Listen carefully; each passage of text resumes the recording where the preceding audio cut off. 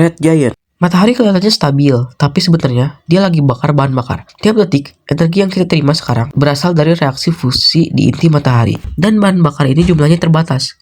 Ketika hidrogen di intinya mulai habis, reaksi itu berubah. Matahari bakal mengembang dan suhunya naik drastis. Di titik ini, bumi gak perlu nunggu matahari meledak. Cukup panasnya aja udah cukup buat bikin laut menguap. Awalnya kehidupan masih ada, tapi pelan-pelan air bersih hilang, atmosfer berubah, suhu jadi ekstrim, dan akhirnya bumi gak bisa menopang kehidupan kompleks. Ini prosesnya lama, tapi 100% pasti terjadi karena hukum fisika. Asteroid.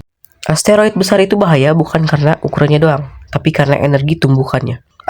Asteroid berdiameter belasan kilometer membawa energi setara jutaan bom nuklir. Saat menghantam bumi, efeknya berlapis, gelombang kejut global, kebakaran besar-besaran, miliaran ton debu ke atmosfer. Debu ini naik ke atmosfer dan bertahan lama. Akibatnya, sinar matahari berkurang drastis. Ketika matahari ketutup, fotosintesis berhenti, tanaman mati, rantai makanan runtuh. Ini bukan kehancuran instan, tapi proses tahunan yang bikin peradaban mustahil bertahan.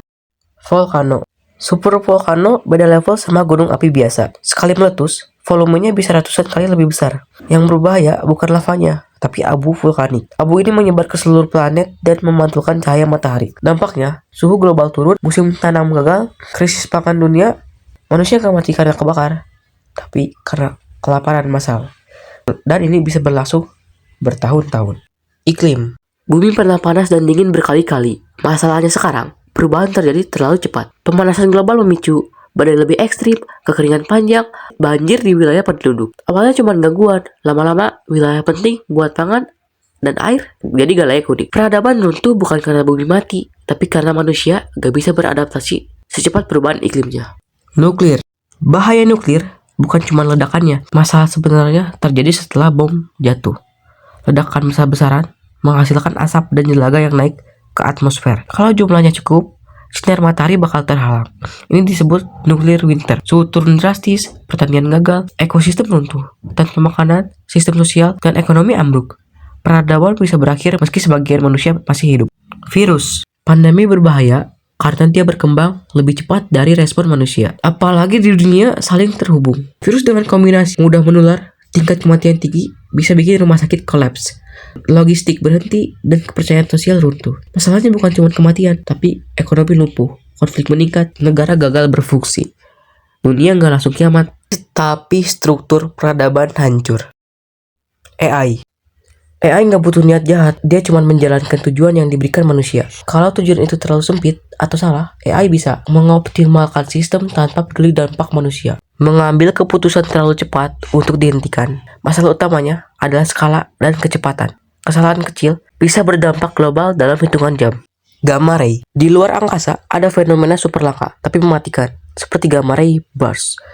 Ledakan ini melepaskan energi luar biasa besar. Kalau arahnya tepat ke bumi, lapisan ozon rusak. Radiasi matahari langsung menghantam permukaan. Tanpa perlindungan atmosfer, sebagian besar kehidupan darat gak bisa bertahan. Kejadiannya jarang, tapi dampaknya total.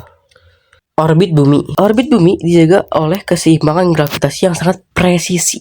Perubahan kecil aja bisa berdampak besar. Kalau bumi sedikit lebih dekat ke matahari, suhu naik ekstrim. Kalau sedikit menjauh, bumi membeku. Gangguan dari benda langit besar bisa mengacaukan keseimbangan ini. Dan begitu iklim gak stabil, kehidupan jadi mustahil bertahan. Ini satu-satunya skenario tanpa bencana alam besar. Kerusakan lingkungan, habisnya sumber daya, dan konflik terus-menerus bikin sistem dunia rapuh. Awalnya pelan, lalu makin sering krisis. Negara gagal, perdagangan runtuh, peradaban berhenti berfungsi. Bumi tetap ada, manusia yang gak sanggup lanjut. Sebagian cara dunia berakhir gak bisa dicegah. Sebagian lainnya sepenuhnya bergantung pada pilihan manusia. Pertanyaannya bukan apakah dunia akan berakhir, tapi kita mau jatuh karena apa.